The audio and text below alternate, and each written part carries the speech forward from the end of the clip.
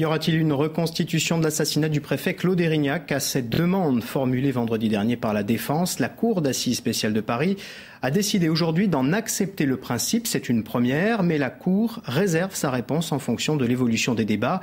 La date du 6 juin a même été envisagée. Je vous propose pour commencer d'écouter la réaction des avocats des deux parties avec pour commencer Pascal Garbarini, l'un des défenseurs d'Yvan Colonne, satisfait. La Cour a deux volontés.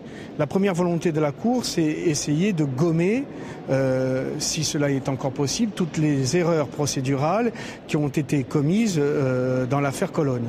Je crois qu'on a une Cour qui est très sourcilleuse, très rigoureuse et qui n'a pas envie de reproduire les schémas des cours d'assises précédentes. La Cour sait également que cette instruction Colonna souffre énormément de carences, qu'il y a des vides et elle ne veut pas, encore une fois, se contenter d'un dossier dont on sait et dont elle sait aujourd'hui qu'il est mauvais. Pendant toute la procédure précédente, on nous a dit le procès est inéquitable. Je pense que le fait que le transport sur place ait été refusé a beaucoup contribué à cette idée, à la propagation de cette idée. Là, on va sur place, c'est très bien, on ne pourra plus dire que le procès est inéquitable.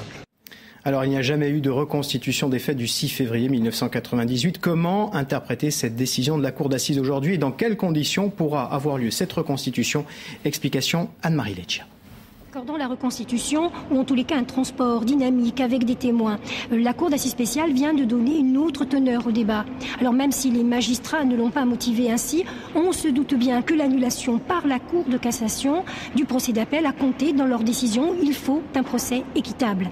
Le parquet lui-même, vendredi, ne s'était pas opposé à cette demande de reconstitution. Et là, c'est un vrai changement d'attitude par rapport à 2009. On se souvient qu'à l'époque, les magistrats du ministère public disaient qu'accorder la reconstitution, c'était reconnaître qu'il existait une incertitude sur la culpabilité d'Yvan Colonne. Pour eux, il n'était pas question de l'admettre. Cette fois, ils disent, s'il faut lever un doute et pour cela aller à Ajaccio, allons-y. Donc changement d'attitude, on le voit du parquet, et puis décision nouvelle de la Cour d'assises spéciale. Que peut-elle changer véritablement pour Yvan Colonne? C'est une toute petite porte qui vient de s'ouvrir sur la thèse de la Défense. À elle, maintenant, de l'exploiter.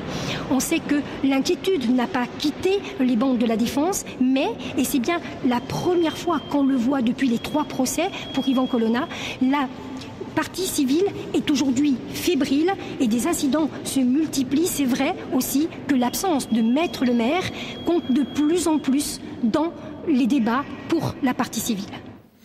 Et en marge de cette décision, l'audience s'est poursuivie aujourd'hui avec l'audition de plusieurs enquêteurs, l'ancien responsable des renseignements généraux en Corse, ainsi que Roger Marion, l'ancien patron de la Direction nationale antiterroriste, qui a réaffirmé qu'il n'avait jamais entendu parler d'Yvan Colonne avant les gardes à vue des premières personnes interpellées en mai 1999. Son audition se poursuit en ce moment même. Nous y reviendrons dans nos prochaines éditions.